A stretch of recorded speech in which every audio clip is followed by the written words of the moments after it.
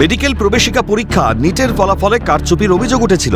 কেন্দ্রের সরকারের তীব্র সমালোচনা করছিল পশ্চিমবঙ্গ সরকার।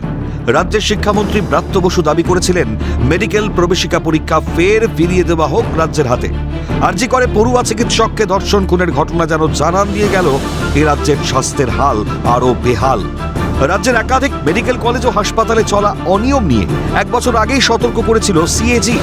চিকিৎসা সামগ্রী কেনাকাটাতেই শুধু দুর্নীতি না, এখন উঠে আসছে হাসপাতালে হাসপাতালে পড়ুয়াদের পরীক্ষায় তাদের পাশ ফেলে রেজিস্ট্রেশন পাওয়া নিয়ে দুর্নীতির একের পর এক অভিযোগ।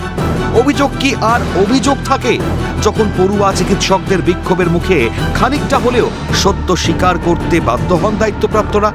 দিন দুয়েক আগেই সেই ছবি উঠে এসেছিল উত্তরবঙ্গ হাসপাতালে। এই ভদ্রলোক আমাকে ডেকে পাঠিয়ে প্রিন্সিপালের সামনে কি কি যা নয় তাই কথাবার্তা বলে গেছে।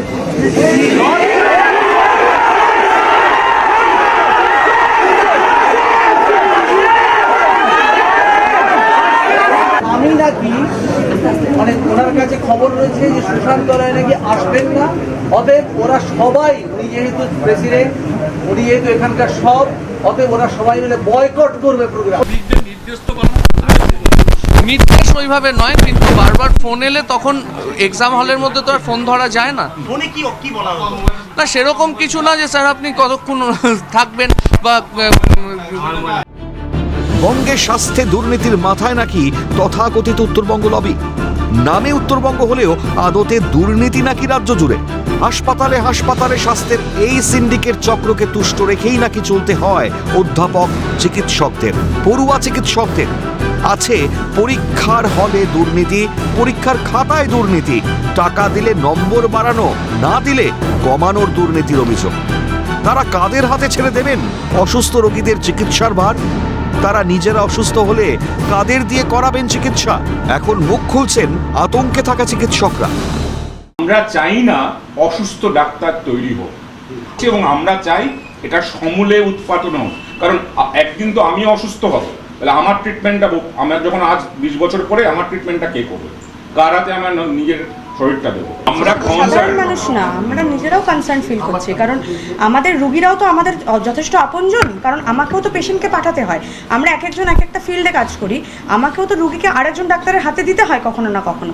সেই রুগীটাকে নিয়েও তো আমি তাহলে টেনশনে পড়ে যাব যদি এরকম আমরা জানতে পারি যে ভবিষ্যতে যারা ডাক্তার তৈরি হচ্ছে তারা এইভাবে পাশ করছে, এবং সেটা শুধু নর্থ বেঙ্গল মেডিকেল কলেজে হচ্ছে বলে নয়, নামটা হয়েছে নর্থ বেঙ্গল লবি, কোনো একটা কারণে এই নামটা হয়তো ট্যাগ হয়ে গেছে, কিন্তু ছড়িয়ে তো আছে এদের প্রত্যেকটা মেডিকেল কলেজে।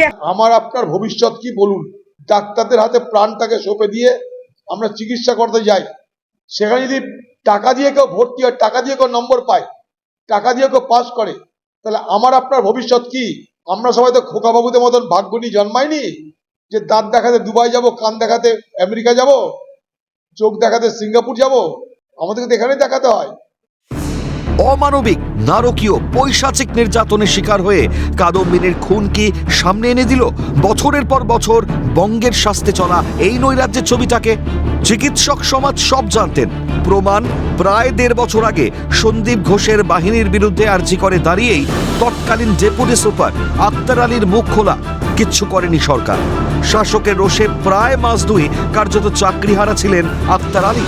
শাসকের চোখ রাঙানি এতদিন বন্ধ করে রাখতে বাধ্য করেছিল মানুষগুলোর মুখ।